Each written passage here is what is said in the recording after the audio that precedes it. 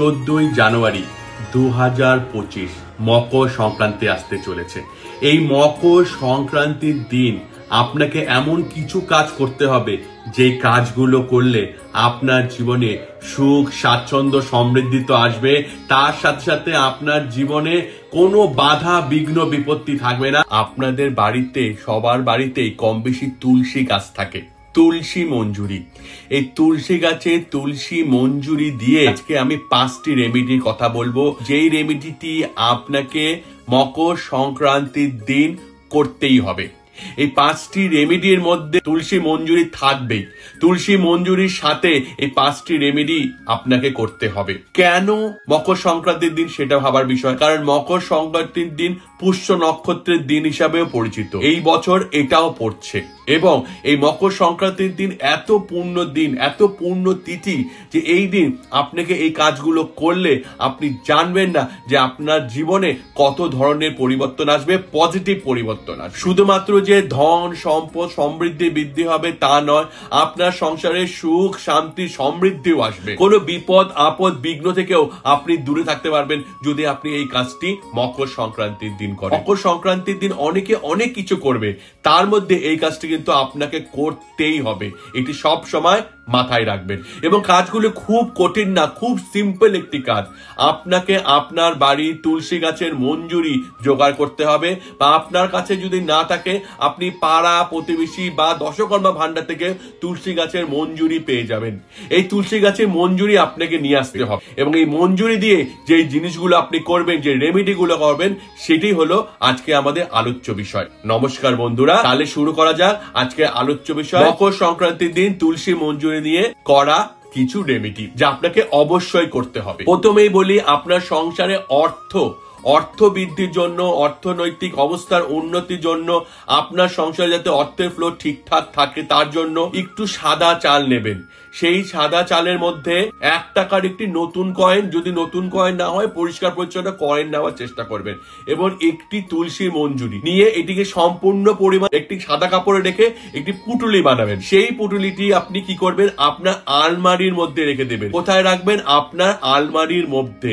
আপনি যদি এই জিনিসটি মকর সংক্রান্তির দিন করতে পারেন তাহলে আপনি চিন্তা করতে পারবেন না যে আপনার কি উন্নতি হবে, টাকা পয়সার ফ্লো হবে। এটি কিন্তু অনেক ব্যবসায়ীরা এই দিন করে থাকে, কিন্তু আপনাকে সেই জিনিসটা বলে না বা আপনি জিনিসটা জানেন না।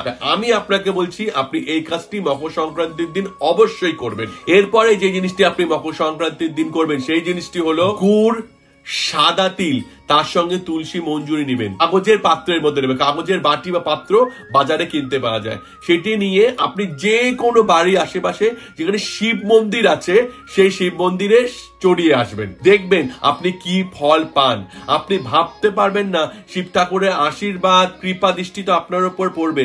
তার সাথে সাথে সারা বছরের জন্য আপনার জীবনে আসা অনেক বিপদ থেকে আপনাকে রক্ষা করবে। আপনি চিন্তা করতে পারবেন না যে ছোট্ট ছোট্ট কাজগুলো করে আপনি আপনার জীবনে কত ধরনের পরিবর্তন আনতে পারেন। এরপরে যে জিনিসটি আপনি করবেন সেই জিনিসটি হলো মকর সংক্রান্তির দিন সকাল 10টা থেকে 11টার মধ্যে, মকর সংক্রান্তির দিন সকাল 10টা থেকে 11টার মধ্যে তুলসী মঞ্জুরি আপনি নেবেন। সেটিকে লাল কাপড়ে নেবেন, নিয়ে সেই লাল কাপড়টি ভালো মতো পুটুরি বাঁধবেন।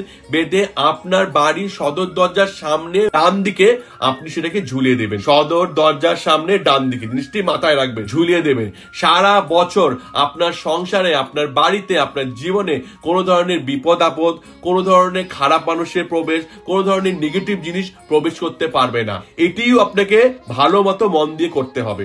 এরপরে যে জিনিসটা আপনাকে করতে হবে সেই জিনিসটি হলো আপনার বাড়ির যে কোনো বয়োজ্যেষ্ঠ মহিলাকে, যে কোনো বয়োজ্যেষ্ঠ মহিলা, আপনার বাড়িতে থাকতে পারে, আপনার জানাশোনার মধ্যে থাকতে পারে, আপনি আত্মীয় স্বজনের মধ্যে থাকতে পারে। আপনি কি করবেন, অল্প একটু ঘি নেবেন। যত ছোট ঘিয়ের কৌটো কিনতে পাওয়া যায় দশকর্মা ভান্ডারে, সেই ঘিয়ের কৌটো নেবেন। সেই ঘিয়ের কৌটোর সঙ্গে মঞ্জুরি তাকে দান করবেন। বলবেন মঞ্জুরিটাকে যেন তিনি তার কাছে রাখেন, ফেলে না দেন, এবং ঘি উনি খেতেও পারেন, দানও করতে পারেন, যা ইচ্ছা করবেন। আপনি উনাকে দান করে দিলেন, এবার উনার যা করে উনি করবেন। এটাতে কি হবে, আপনার সংসারে সব সময় সমৃদ্ধি লক্ষ্মীতে ভর্তি থাকবে। মা লক্ষ্মীর আশীর্বাদ সব সময় আপনার সংসারের উপর, আপনার জীবনের উপর থাকবে, তার কৃপা দৃষ্টি থাকবে। পরে যে জিনিসটি আপনি করবেন সেই জিনিসটি হলো মকর সংক্রান্তির দিন আপনার বাড়িতে যে পুজো হবে, প্রত্যেকের বাড়িতেই পুজো হয়, আপনার বাড়িতে যে পুজো হবে সেই পুজো স্থানে কিছু তুলসী মঞ্জুরি, তার সঙ্গে একটি লাল রঙের গোলাপ ফুল নিয়ে আবার একটি লাল কাপড় দিয়ে পুটুলি বানাবেন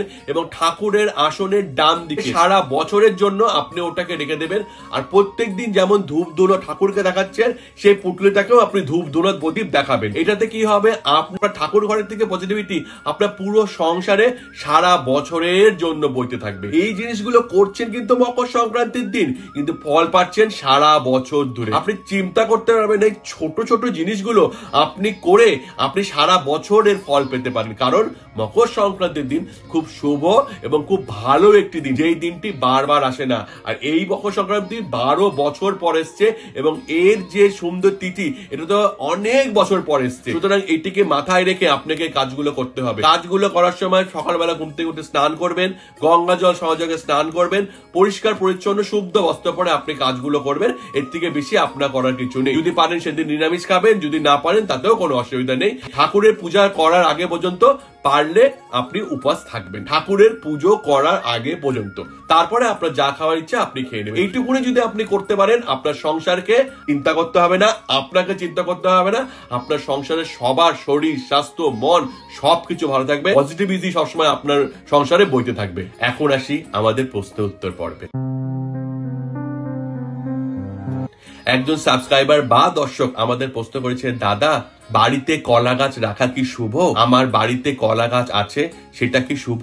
দেখুন, আপনি বাড়ির গন্ডির মধ্যে কলা গাছ রাখতে পারেন, তাতে কোনো অশুভ নেই। যেমন ধরুন আপনার বাড়িতে জমি রয়েছে, ঠিক আছে, 1 কাঠা 2 কাঠা জমি পড়ে আছে, বাড়ির পিছন দিয়ে কিছু জায়গা জমি পড়ে আছে, তার মধ্যে যদি আপনি কলা গাছ পোতেন বা কলা গাছ অটোমেটিকলি হয়, সেটাতে কোনো খারাপ নেই, সেটা হতে পারে। কিন্তু আপনি ঘরের মধ্যে, অনেক আছে না বারান্দার মধ্যে, জানলার বাইরে এমন করে কলা গাছ লাগায়, কলা গাছ রাখবেন না। কারণ কলা গাছে হচ্ছে দারিদ্রতার বাস। লক্ষ্মী দেবীর যে বোন দারিদ্রতা, তার বাস হচ্ছে কলা গাছের মধ্যে। আপনি বাড়িতে যেই কলা গাছ লাগাবেন, আপনার সংসারে দারিদ্রতা, অর্থাভাব এগুলো আসতে শুরু করবে। সুতরাং এই জিনিসটা সব সময় বোঝার চেষ্টা করুন যে আপনার সংসারে দারিদ্রতা আপনি নিজে আমন্ত্রণ করে আনছেন, নিজে সেই গাছটাকে বাড়িতে রাখাচ্ছেন। কিছু গাছ আছে সেগুলো বাড়িতে লাগান না, তার মধ্যে একটি গাছ হলো কলা গাছ। কলা গাছ বাড়ির ভেতরে, বারবার আমি বলছি, জানলার সঙ্গে লাগিয়ে বা ঘরের বারান্দার মধ্যে বা ছাদের মধ্যে অনেক কলা গাছ লাগায়, তেমন করে লাগাবেন না। গাছের যত উন্নতি হবে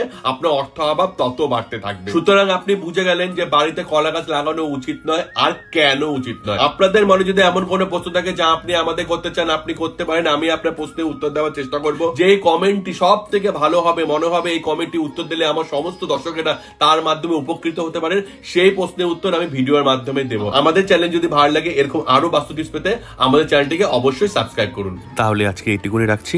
নমস্কার।